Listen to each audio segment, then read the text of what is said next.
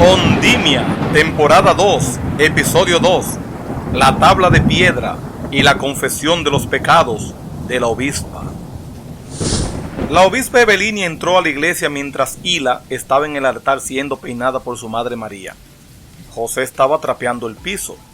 Había asumido el rol de conserje sin que nadie se lo pidiera, ya que, ante los terribles sucesos que estaban ocurriendo, alguien tenía que hacerlo. Evelini, por su parte, caminó por el pasillo con temblores, pero con una náusea controlada. Los emisarios militares, al verla avanzar hacia el altar, regresaron al ayuntamiento, lugar elegido por el gobierno provisional como centro de operaciones.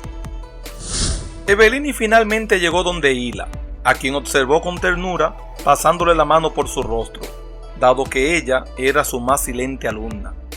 La profesora luego lanzó la vista sobre el altar. Allí estaban todos los dibujos de Hila regados en el piso, como esperando que alguien los interpretase. Evelini se acercó a ellos y los observó uno por uno. Estos eran variados y diferentes. Sin embargo, los rostros de todos los ciudadanos dentro de estos dibujos eran irreconocibles porque carecían de formas. No tenían ojos, boca o nariz, y aquello provocó que a Evelini se le pusieran los pelos de punta. Los dibujos solo señalaban las acciones de los personajes. Sin embargo, los sucesos estaban enmarcados en colores rojo, rojizo y fuego, con un fondo negro. Finalmente, el más aterrador de los dibujos, aquel que mostraba una tabla de piedra cayendo del cielo, provocó que la obispa comenzara a llorar, porque ese era el dibujo que todos habían soñado. Evelini giró y miró a Hila y a sus padres, a quienes le dijo que la habían mandado a la iglesia como obispa auxiliar para ayudar a Hila en la interpretación de los dibujos, con el propósito de salvar a Ondimia. Sin embargo, les aseguró que no estaba a la altura de la situación ni en el lugar correcto, porque una voz en su interior le afirmaba que ella estaba sucia y podrida. Hila entonces sintió pena por ella, detuvo a su madre y caminó hacia el altar.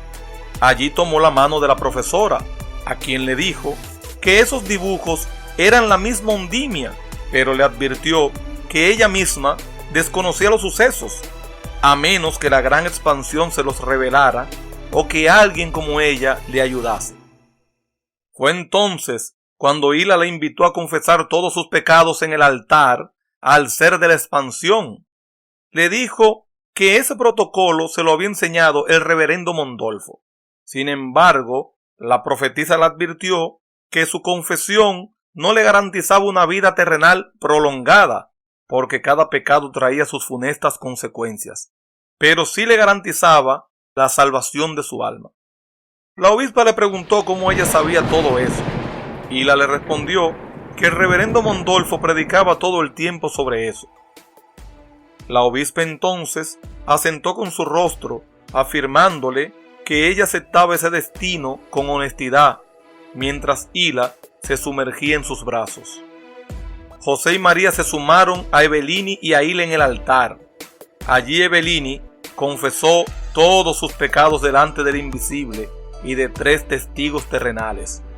Y eran tantos sus pecados que duraron allí 2 horas, entre confesiones de adulterios, horripilantes aberraciones, prácticas santeras y fornicaciones obtusas practicadas en el día a día con todos los padres de sus estudiantes, excepto con José, el padre de Hila. Mientras tanto, 3 miembros del gobierno provisional, Felipe, Lucas y Jos, el americano, se reunieron en el patio de tiros de la armería de Jos, con el propósito de analizar los terribles sucesos de Ondimia, en el cual determinaron que eliminar a la profetisa Hila y quemar sus dibujos era la solución inmediata para liberar al pueblo de Ondimia de la brujería de la cual la niña había sido poseída. Afirmaron que aquello que poseía la niña era más fuerte que las prácticas de Elías. Por lo tanto, este choque de fuerzas estaban trayendo a Ondimia al abismo. Para justificar su proceder, los 3 del complot entendían que las revelaciones de los dibujos de Hila carecían de soportes textuales de los escritos divinos, los cuales habían desaparecido del altar de la iglesia, sin que nadie, con la excepción del reverendo Mondolfo, se preguntase quién lo había hurtado. Los tres votaron a favor de la propuesta de Felipe, aunque no sabían de momento cuál sería el método que utilizarían para eliminar a la niña profetisa Hila. Más tarde, el ministro de la abundancia de Ondimia, el filósofo Max Calógeno, luego de analizar los números en rojo de las provisiones que quedaban en Ondimia, abrió un diario al que nombró Ondimia, la silente Sodoma y Gomorra, y cuyo subtítulo decía Los últimos días de un filósofo suicida. En el siguiente capítulo, ¿cuál será el futuro de Ondimia, la silente Sodoma y Gomorra? ¿Logrará Hila, con la ayuda del obispo Evelini, interpretar los variados y múltiples dibujos del Apocalipsis? Sobre todo el último que vio acerca de la tabla de piedra, ese que todos habían soñado sin saber que Hila lo había dibujado como uno de los juicios por venir. ¿Qué macabro método usarán los oscuros miembros del gobierno provisional de Ondimia, los tres del complot, para eliminar a Hila? ¿Podrá el sheriff Mateo Cizaña mantener a flote a Ondimia cuando desde su mismo gobierno, a través de la oscuridad, se teje un complot? Este diario que el ministro de la abundancia Max Calógeno empezó a escribir, llamándolo Ondimia, la silente Sodoma y Gomorra, los últimos días de un filósofo suicida, ¿se debe a su análisis de la situación y los números rojos de las provisiones, o de su análisis como filósofo de las situaciones inexplicables que vive el pueblo? ¿Habrá alguna manera de detener el apocalipsis, o los juicios son impostergables?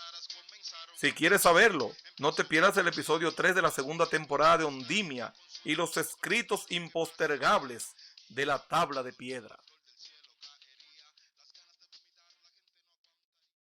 Gracias por sintonizarnos. Acabas de escuchar la radionovela Ondimia, la silente Sodoma y Gomorra, por tu podcast Solo Seriales, escrita, guionizada y narrada por Carlos Álvarez Guzmán.